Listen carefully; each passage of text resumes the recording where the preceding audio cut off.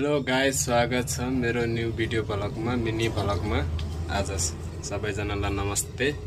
मेरो फेसबुकमा जति पनि जोडिनु भएको छ सबैलाई नमस्कार, ह्याप्पी दिवाली। अब नुहाइधुवाइ गरिसकेपछि अब खाना खानु पर्यो। खाना के छ है त? यहाँ छ भात, यहाँ के छ दाल, अनि यहाँ छ दही है। अब खानासाना खानु पर्यो, त्यस पछाडि आराम गर्न पर्यो है।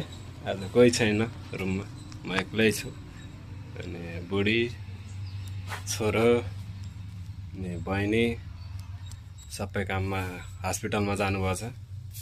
मेरो चाहिँ नाइट ड्युटी छ। ड्युटी सकेर अनि आएर नुहाइधुवाइ गरेर अब खानासाना खाइन्छ। सबैलाई ह्याप्पी दिवाली है साथीहरू।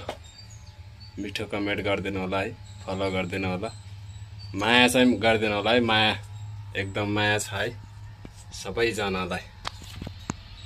By by.